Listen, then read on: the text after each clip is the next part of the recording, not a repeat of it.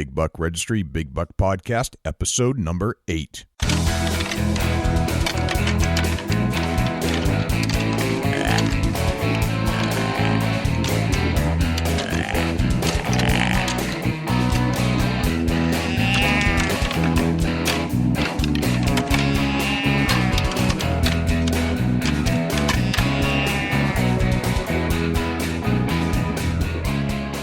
Big Buck Registry is a virtual museum of hunting stories. We preserve a piece of Americana by interviewing and recording hunters about their hunts and experiences from across the country. And who knows, maybe we'll learn a thing or two along the way that'll help us take our hunt to the next level.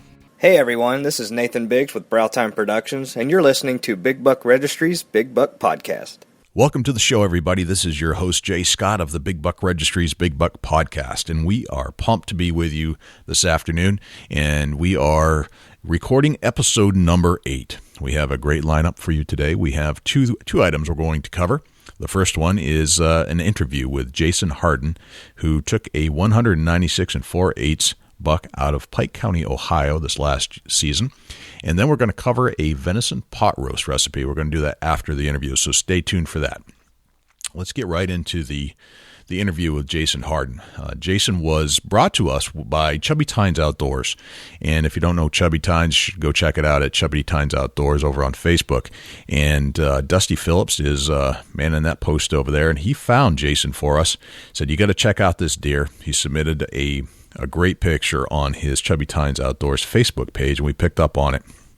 And so we have to talk to this guy. So Dusty connected us with Jason Hardin, and this buck that Jason shot was actually scored by master scorer Ed Waite, who is the Buckmaster's master scorer, and it scored out at 196 4/8. So let's not hold back anymore. Let's get right to the interview. Away we go. Welcome back, everybody. This is Jay Scott from the Big Buck Registry's Big Buck Podcast, and I am here with our very special guest, Jason Hardin from Chubby Tines Outdoors. And as you guys may remember, that Chubby Tines is the owner is Dusty Phillips, and Dusty has sent Jason over to be on our podcast. And Jason, I want to welcome you to the show, and thanks for being here. I appreciate it. Thank you. Cool. Now, Jason, you sent in a picture of an amazing deer to Chubby Tines, and we picked up on that, and we ended up sharing it on our Facebook page, and it caught my eye. It is looks like you had 3 pictures, one of you in a field in a tractor. Looks like maybe one after the drag, or maybe at the mount too. A couple of maybe on the mount, but I want to know the story behind this hunt. This looks like something that you will tell your children's children, kind of thing. Right. So let's get into the hunt. Tell us a little bit about the preparation. How'd you get into this deer? Well, it's not your everyday dream story that you read in most magazines all the time, that somebody's been tracking this deer. It's been on their trail cam for a couple of years or anything like that. This one is actually hunting the unknown. Nice. My son and I, we usually do a lot of hunting together on public land. We have just a couple places that we actually hunt private land. And one of the guys I work with this year was telling me of land he's got that's about 10 acres. And it's connected to 300 and some other acres that other people own in that area. And he was telling me that there's deer out there all the time, that they were going to build a house out there and decided not to, and that I was more than welcome to hunt. He said he offered a few of the guys at work to go hunt it, and nobody's ever done it. So this land's been sitting there for 5 years unoccupied. Okay. All the guy does is every couple of weeks he'll go out and bush hog and mow the grass and stuff like that, just doing some upkeep to it. So it was about a week and a half before gun season this year. He gave me the permission to hunt it. So my son and I went out a couple of days after he had given me the permission, and about maybe 2 minutes after stepping out of the truck, we jumped up for doe. Okay. So we're scouting out the area a little bit. We got a couple blinds and a tree climber with us. So we're walking around doing some nice scouting, found some good rubs, some good scrapes in the area. And there's quite a bit of thicket on the, I guess, outskirt of the actual grass line before it goes into about 50 yards of pine. And then behind that pine is nothing but tree and woods. So we did, I don't know, maybe hour and a half walking around, checking everything out. We went ahead and set up 2 blinds that day, one on each corner of his property, and a tree climber. We went ahead and hooked to one of the bases of the trees, probably about the middle of his property or so. It was probably, I'm going to say that was probably on about a Wednesday, maybe a Thursday. Okay. Being that we had never hunted that land and really don't know much about the area, after we come home, we talked and we decided that we would go back out on Sunday morning just to make sure that, everything was still set up and somebody didn't come in there and take our stuff. Right. I didn't want to show up on Monday morning and expect to hunt and have nothing there. Right. So we drove out there Sunday morning. It was probably about 9 o'clock in the morning or so. And we didn't even have the truck doors closed and jumped up 3 more doe. So this is a hot spot that you've been Right. introduced to. That you had no idea this place was there. I mean, No. It is very secluded. I mean, the houses are probably, I'm going to say, close to a half a mile apart. I mean, it's a country road. Okay. So, and this is in Pike County, Ohio. Is that correct? Yes, sir. Okay. All right. That's what Dusty had mentioned on the Facebook page. So there was just somebody that you knew at work that had mentioned this property. Is that correct? Yes, sir. Wow. Yep. He owns the property, and he was looking to sell the property after they decided not to build a house on it. And I talked to him about a week ago because we were wanting to maybe go out and set up some food plots this year and actually be prepared. And I wanted to make sure that, I hadn't sold or anything. And now they're debating whether to even sell it or not. So that's kind of a plus. Wow. That's awesome. So you just kind of stumbled into this. Right. I mean, this is a good lesson about deer hunting that's out of the field. In order to find some good spots, you kind of got to keep your ears open. Would you agree with that? Oh, yes. Yes, definitely. I mean, the way the world is anymore, I mean, I know, I was not fortunate enough growing up to do any hunting myself. Nobody in my family hunted. Nobody had guns. Nobody had any type of interest. So I didn't even get started till I was 18. I just, one day after I was 18, I was like, you know what? I just want to try it just to try. And I fell in love. I've been doing it since.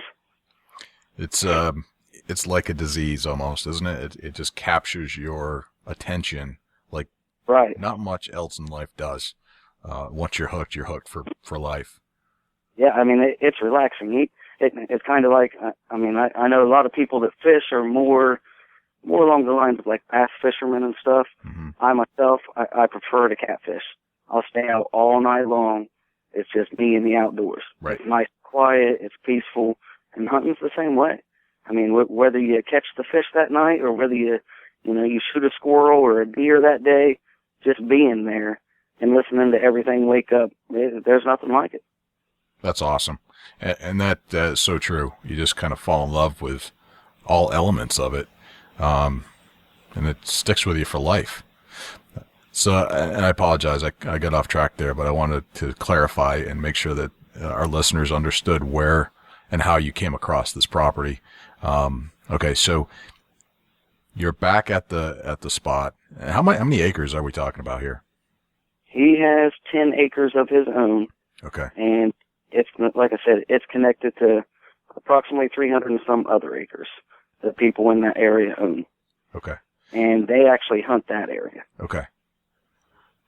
And you had jumped some deer the first time you went in there with a tree stand, and now you brought us up to the point where you had gone back in and you had just jumped 4 more deer, correct?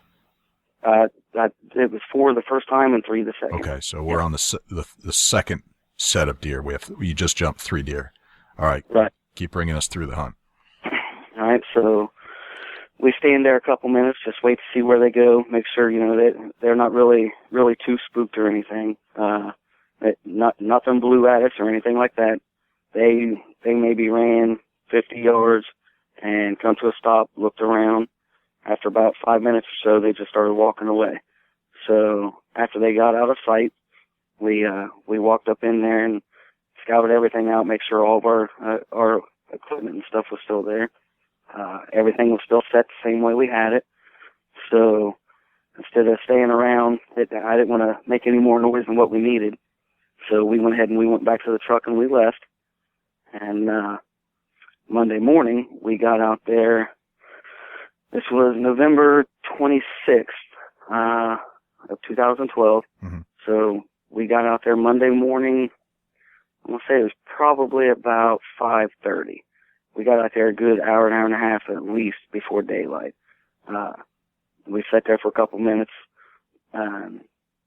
talked about which spot we wanted to do. Mm-hmm. We had one single man blind set up, one double man blind, and a tree climber. So I gave him first option. It was me and my son. Mm-hmm. I gave him first dibs on where he wanted to go, and he chose the single blind, which is where we had jumped the 7 deer total the 2 previous times that we had been there. Okay. It was in that area. The blind itself was, I'm going to say, approximately 35 yards from the foundation that the guy had started building. And we sat there. He sat in that one, and I decided to go ahead and hit the double man blind. I was going to wait on the tree climber. I was going to maybe hit it that afternoon if needed. So we went our separate ways. We're about 150, 200 yards apart. Okay. Between one blind to the other. And it was, I'm going to say it was about 9:15. I heard a gunshot. So I sat there for a minute, and it was a real close gunshot. I was pretty sure it come from him. So I sat there for about 5 minutes just to make sure, nothing ran my way or anything like that. And after about 5 minutes or so, I went ahead and got out of my blind, and I started walking over to where his blind was, and I could see him standing over by the foundation. Okay. So at this point, I'm thinking, okay, we got a deer down. Right. I get over there, and he's looking, and I was like, well, where's the deer? He said, I'm not sure. There was 3 does standing here, and he said, I couldn't stop shaking. I was trying everything I could. He said, when it looked like it was dead on, I pulled the trigger. Yeah. I'm like, okay. So we walked around for about 15, 20 minutes, looking for hair, blood, any signs at all that he had hit one of these deer. Yeah. We couldn't find anything anywhere. So I'm pretty confident that it was a complete clear miss. Everything was good. So we talked for a couple minutes standing there, and I said, all right, let's head back to the truck. We'll get our composure, get a little bite to eat or whatever, and we'll see what we need to do, if we need to come up with a game plan or what needs to happen. So we sat in the truck till it was about 10:05.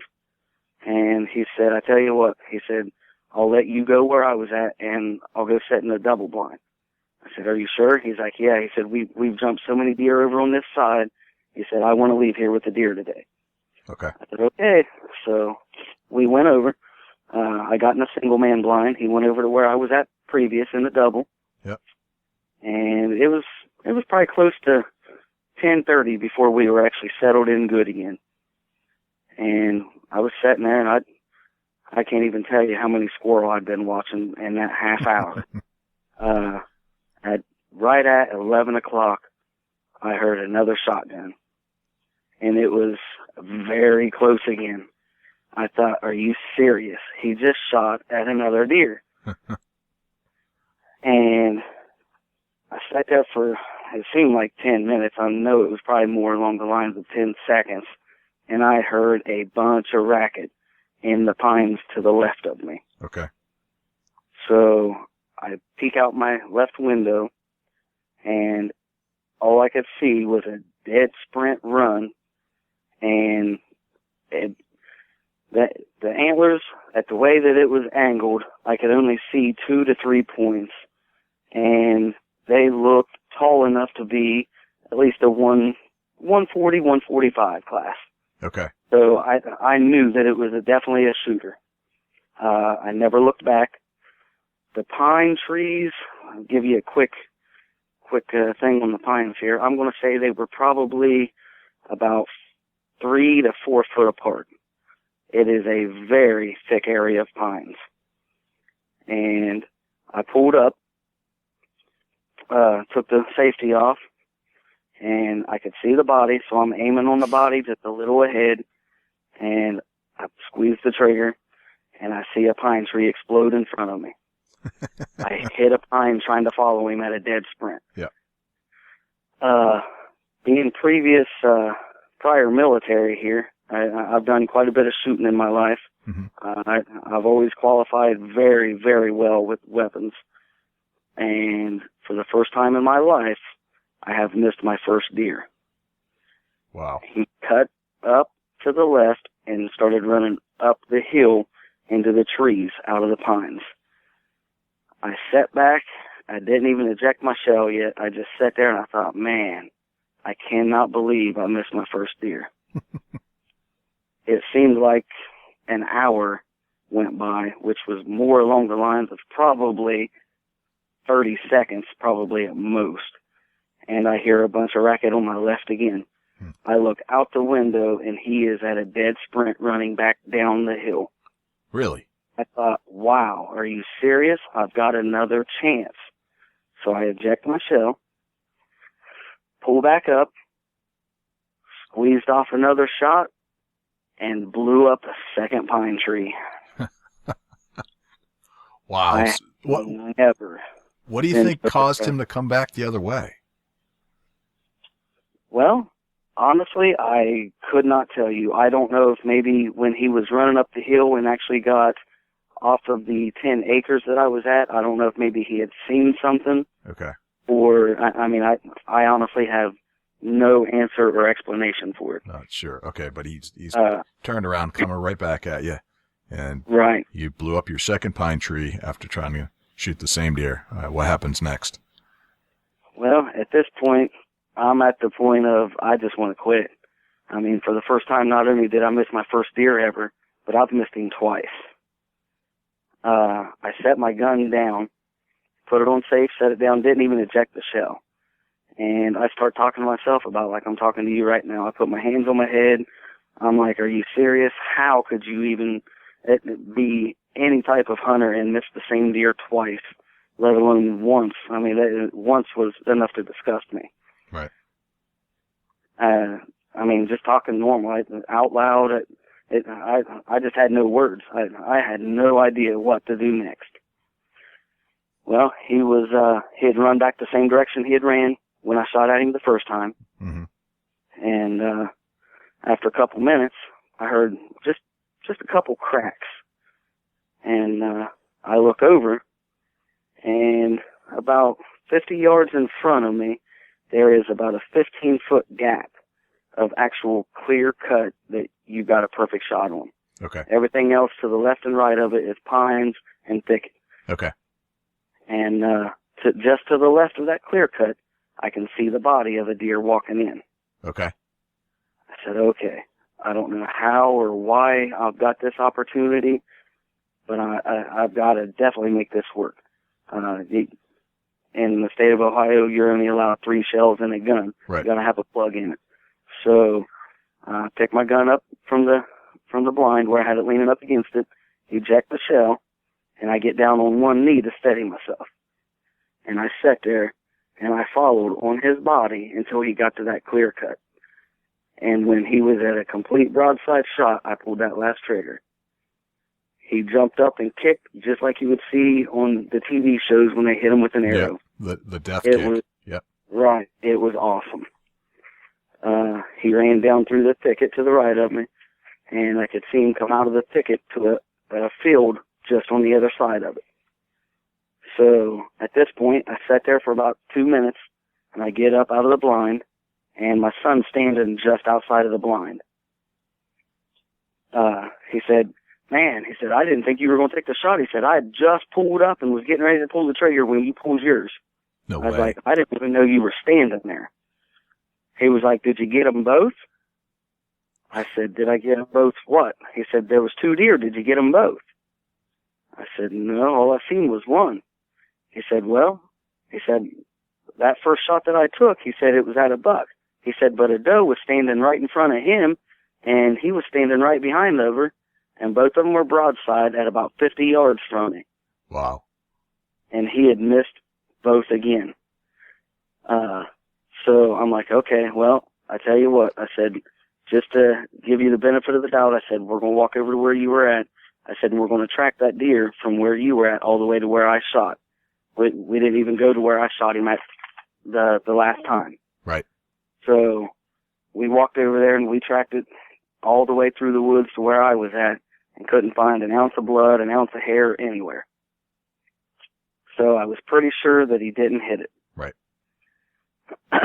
And after that, we went ahead and we walked over to where he was standing last when I shot, and there was just blood everywhere. So I knew that it was a good shot. I mean, the pile of blood was just unreal. I've never seen so much blood and the deer not fall instantly anywhere. Right. So we went ahead and we tracked it over to that field, and we got about halfway through that field right there, and we lost blood. I'm like, "Oh, man, you got to be kidding me." The field's about a foot and a half high of grass and weeds and briars and stuff like that. So I'm like, "Okay, we're going to head back to the truck. We're going to call my cousin and see if he can come out and give us a hand tracking this." So I gave him a call, and he didn't answer. So I asked my boy, I said, you know if your grandpa is home today or not?" He was like, "Yeah." He said, I think he took Monday and Tuesday off for gun season this year." Okay. I'm like, "All right." He lives about 20 minutes down the road from where we were hunting. So we called him up, and he said he'd be right over. He got there, and we, the 3 of us tracked the deer for about 45 minutes, basically just walking straight lines through this field because of how tall it was. And we found him, from the place that I shot him to where he was laying down, it was about close to 150 yards away. So we come up on him, and I have never seen anything as big as this deer. It weighed right around 300 pounds. Wow. I mean, the rack he was a tank. I've never seen anything so big. So you ended up weighing it, and it weighed almost 300 pounds. So this is a giant Ohio buck. It was 298 and almost a half. Wow. Almost 100 pounds. Wow. That is a monster. That is incredible. Congratulations, Jason, on a amazing Ohio buck. Oh, I thank you much. I mean, it's one of those things that, I'm 36 now, so I've been hunting 18 years, and, I've always been a firm believer of not head hunting. I mean, most of the guys I hunt with, they probably got 5, 10, heads on each of their walls. That's all they do is head hunt. Right. I myself, I've always, I fill my freezer every year. I'm more along the lines of the meat itself. Mm-hmm. I've always said, if I ever kill buck, I want something that's actually worthy of mountain. Right. Now, do I in any means, shape, or form think that this should have been my first buck ever? Not a chance. I mean, that was probably a once-in-a-lifetime buck. Right. Gotcha. Now, the landscape that you were hunting in is looks like it was kind of flat in the pictures, but I'm not positive. Tell us about the landscape a little bit. For the most part, it's got a lot of flat. From towards the end of his property line to the other 300 and some acres, it starts going like up the hill. probably about 50 yards off of his land, it starts really going uphill steep. So, but for the most part, most of the land right in there seems to be pretty flat until you get back in it quite a bit. Okay. Gotcha. What did you do for preparation for this? I know you stumbled upon this just overhearing somebody at work talk about it. But as far as your hunting prep, you didn't scout the area too much, but it was pretty obvious that there were deer in the area. What other kind of things did you do to prepare for a hunt, or what do you do to prepare for hunting in general when you go out in the field?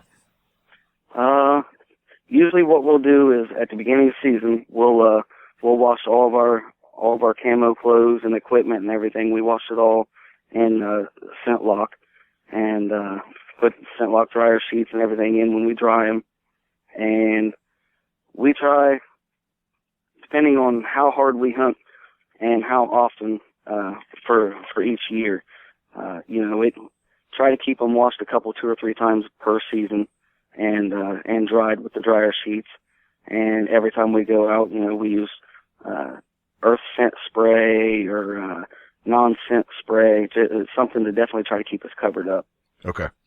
All right, so you are conscious of scent control and that kind of stuff. Oh, yeah.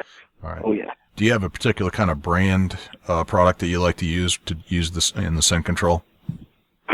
Well, I know, it would be nice to have your own TV show to where, you can go out and buy all the high dollar scents and everything that everybody likes to use, but for the most part, we just go to Walmart and buy the actual scent killer. Okay. All right, just the standard scent killer. I think it's a yellow bottle. Right. Kind of thing, and just spray down and Yep. wash your clothes. Seems like anything pretty much works. Now, you also mentioned that you were using a blind. Right. Two blinds in a tree stand. Tell us more about the blinds you were using. Sound like from the description you gave us during the hunt, it sounded like you had some good areas of visibility to check out through windows. What kind of blind was it? How big was it? How tall was it? And what kind of brand was it? The single man blind is about 5.5, 6 foot wide, and it's pretty much a square, and it tethers off to almost a point at the top, and it probably stands about 5 foot tall. We had it in a corner of the pines and a thicket to where we had about 2.5 windows, open area that we could actually see out of. Okay. And that one was bought just at Walmart. It was just one of our first blinds that we had bought probably maybe 5 years ago. Okay. And the other blind was a 2-man blind. It's from Cabela's. It's more of a complete squared all around, and it stands probably 5.5, 6 foot tall.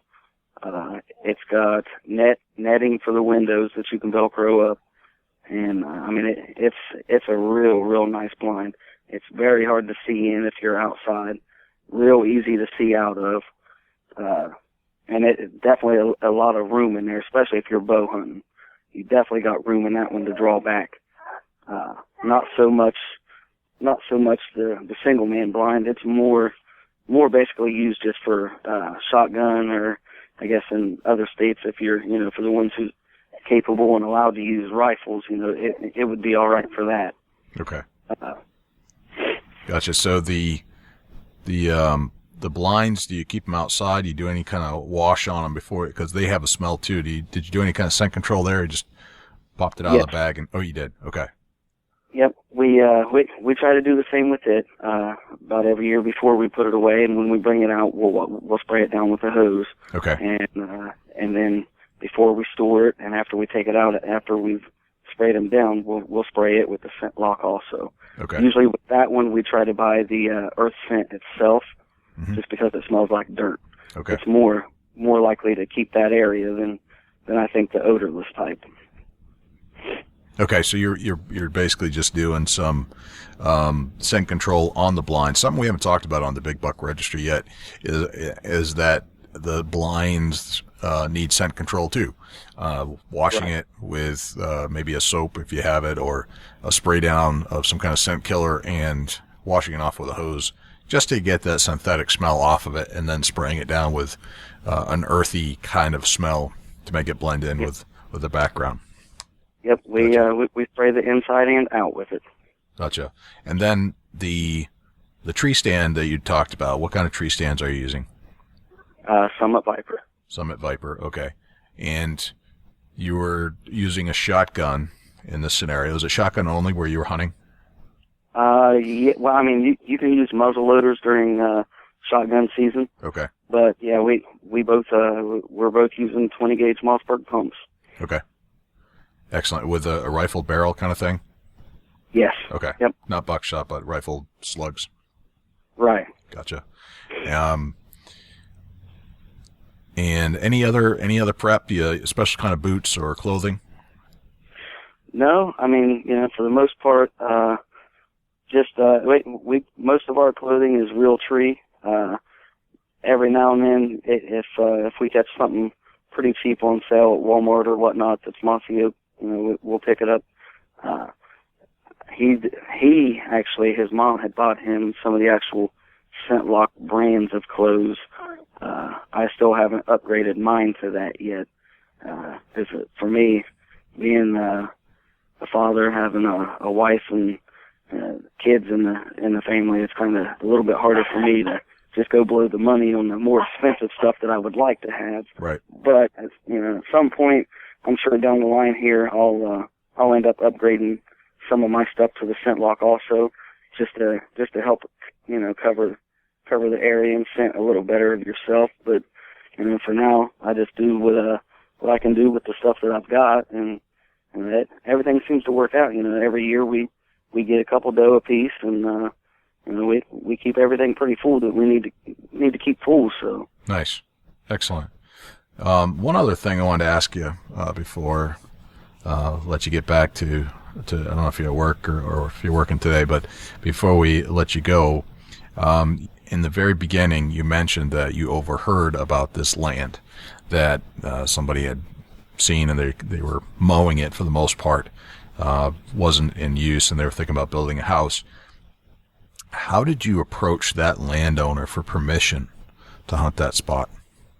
Well, we were actually working together that night, and I was talking to him, getting to know him a little bit. It was the first time I'd actually ever worked with him specifically, and I was telling him that I was a hunter, trying to basically get to know him a little bit, find out what he does for on his free time, and whether he likes to fish or hunt or anything like that.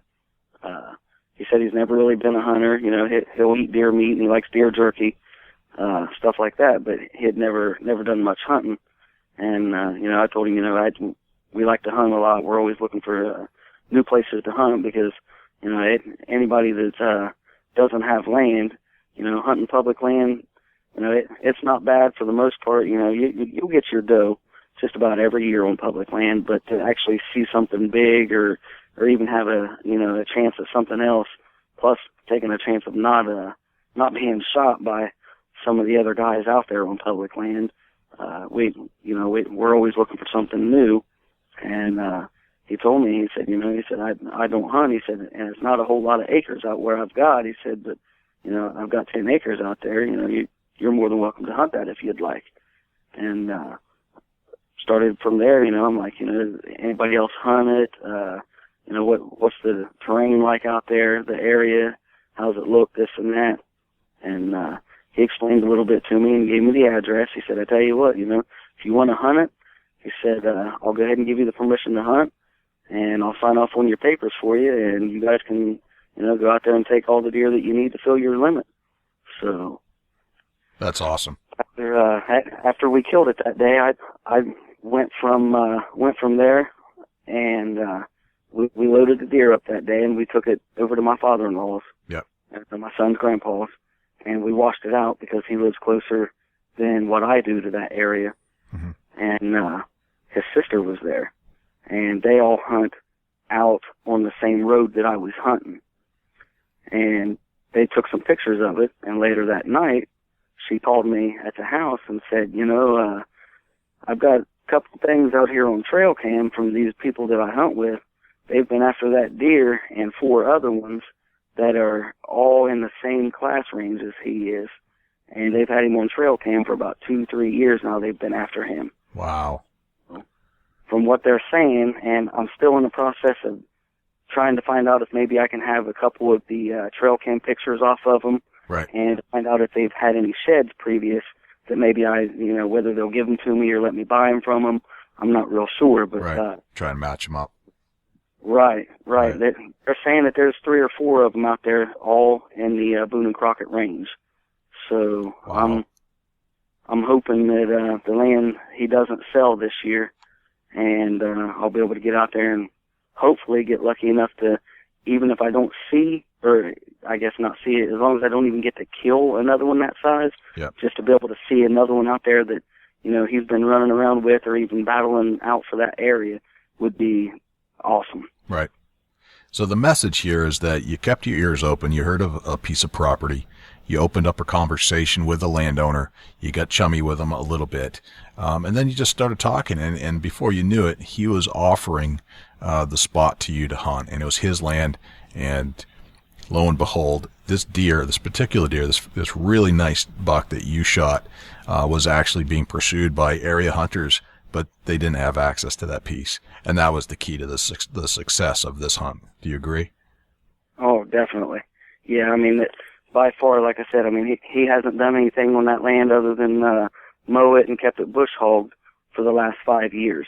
So that small 10 acres has probably been a safe haven for that area right there, easily. That's a very interesting concept for all of our listeners at the Big Buck Registry, that sometimes you can find these pockets, and if you can get in with the person that owns it or the somebody that will allow you to hunt it, they will hold the pockets of deer, especially if they're hunted heavily in the areas, and that could be a prime time opportunity for you, even if it's a small piece.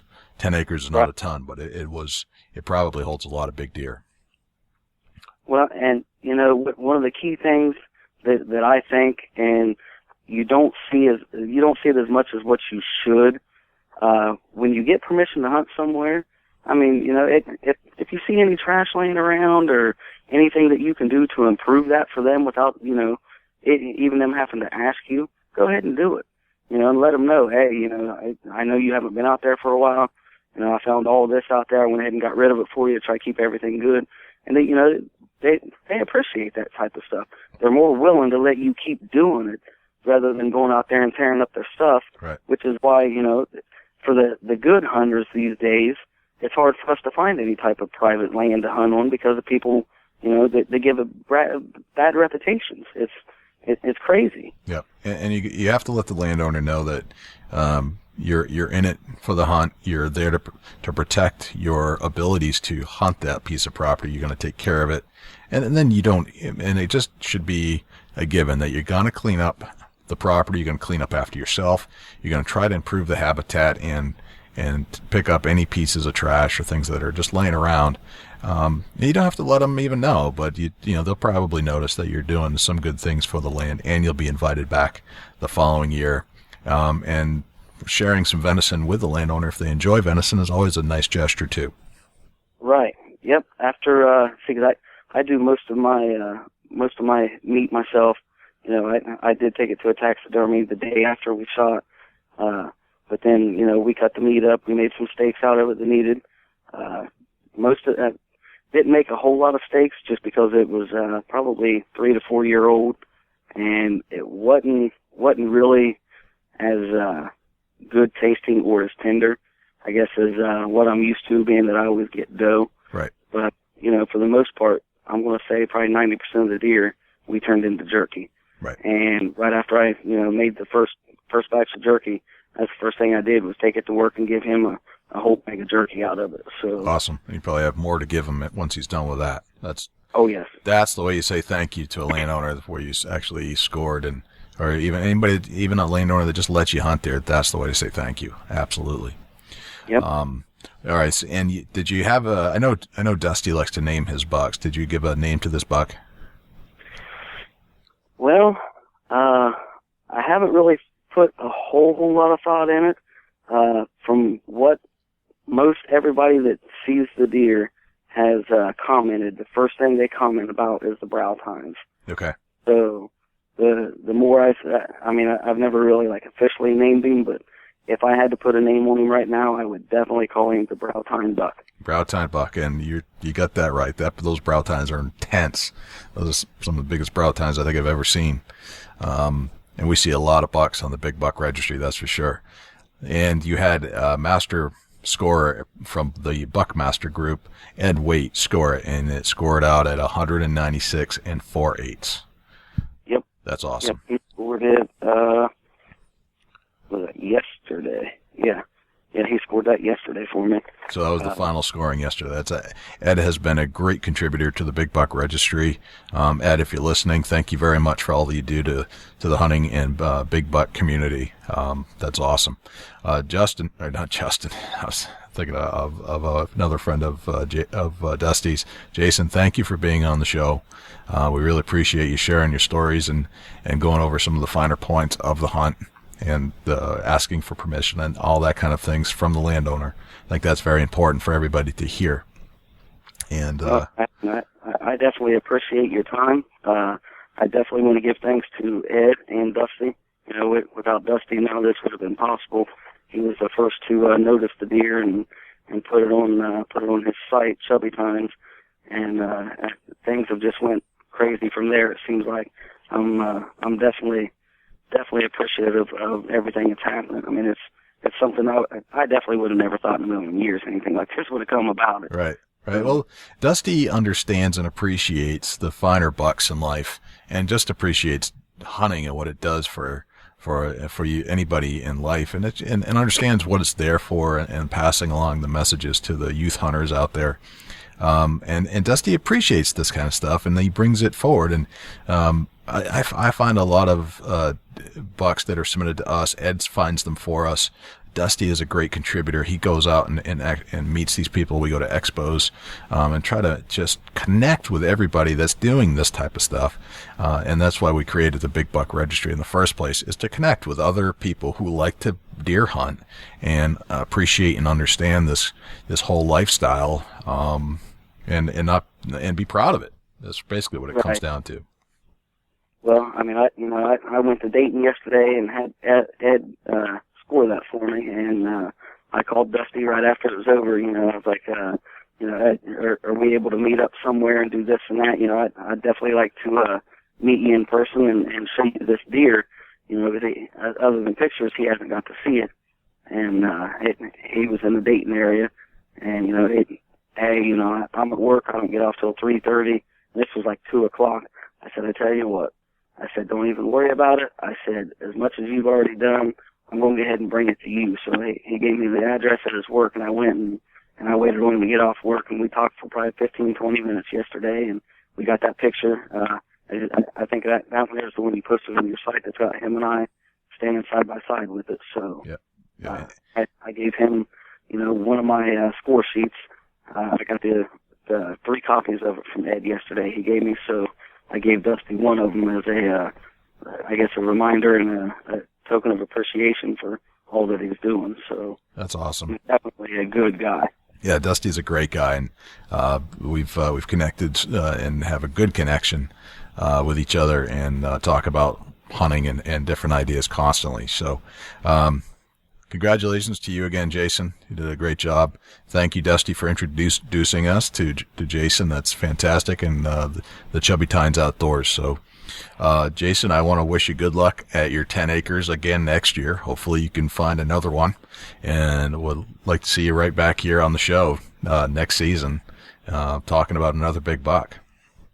Well, if anything comes upon next year, I will definitely let you know.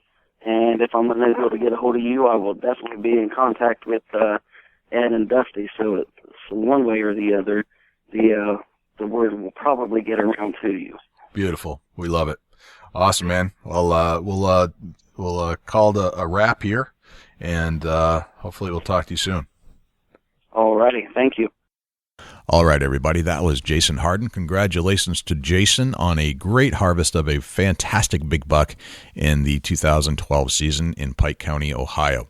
Again, that was a 196 and 4/8 buck. You can find it on our Facebook page. We'll also put a picture in our show notes so you can see the picture of the buck that Jason harvested. Congratulations again to Jason, and good luck next year. Next up, we're going to be reviewing a venison pot roast recipe, something we haven't done on the Big Buck Registry yet, but we thought it was time. It is a cold day in April, and it's time to use up some of that venison that's in your freezer. Now, how we came across this recipe is we will cruise Twitter, we'll cruise Facebook, looking for pictures of big bucks. That's what we do. And then we try to get to the story behind the pictures, as you know. Well, this time we were actually cruising through Twitter, and we came across a picture of a guy that was standing over a nice buck, and it turns out that the guy in the picture was none other than John Lester from the Boston Red Sox. In Boston, John is a pitcher for the Boston Red Sox, and he likes to hunt, and he was successful in taking a nice big buck. Well, we also realized that Farrah Lester is a cook, and she had submitted on Twitter a picture of what they were eating for dinner that night, and it looked like a venison roast to us, but we weren't quite sure, so we sent out a tweet to Farrah and said, "Hey, that looks like a really good dinner." We thought that it might be venison, considering that John is a hunter, but we weren't sure. And sure enough, Farrah responded and said that you have a good eye. This is, in fact, a venison roast in this venison pot roast that we were preparing for dinner. And I guess there's a story behind it, in that John was at baseball camp, and Farrah had prepared this ahead of time for dinner, but it wasn't quite ready by the time John was ready to eat and the family was ready to eat. So they ended up doing something else, but I suspect that they had this meal the next day. So we decided to ask Farrah to share the recipe now that we knew that it was venison, and we thought, man, that'd be a great thing to do on the show. So here is Farrah Lester's venison pot roast recipe. This is generally prepared the same way as a regular pot roast, and here is the list of ingredients. So grab a pen and paper, and this is the list. First, you need the roast. So go to your freezer, pull out a venison roast that you can use in a pot roast type recipe. Second, you need 2 cans of cream mushroom soup. Third, 1 can of beef consommé. Then we need 1 can of beef broth. Next, 1 bag of baby carrots, 1 package of fresh cut mushrooms, 2 stalks of fresh celery, chopped, half an onion, sliced or chopped, and then half a tablespoon of minced garlic. All right, I'm going to go through this list one more time. And don't worry if you're not writing this down. We'll have it in the show notes. Here's the list of ingredients again. A roast, 2 cans of cream of mushroom soup, 1 can of cream beef consommé, 1 can of beef consommé, 1 can of beef broth, 1 bag of baby carrots, 1 package of fresh cut mushrooms, 2 stalks of fresh celery chopped, half an onion sliced or chopped, half a tablespoon of minced garlic. Now, what do you do with all these things? Well, you're going to add all the ingredients into a crock pot plus 1 can of water. Place your venison roast in the crock pot and the broth mixture. So everything's going into the pot. Then you want to add your fresh ground pepper and a seasoning of choice. Now, the seasoning that the Lesters like, that Farrah recommended, was a seasoning called Cavender's. I'm not exactly sure where it is or where to get it, but use Cavender's. That's what they like. Farrah usually starts this thing first thing in the morning. So start it early if you can. Get all your ingredients out the night before. Put it in, get it ready, and put it in the crock pot, and then let it cook on high for 4 to 5 hours. Again, cook on high for 4 to 5 hours in your crock pot.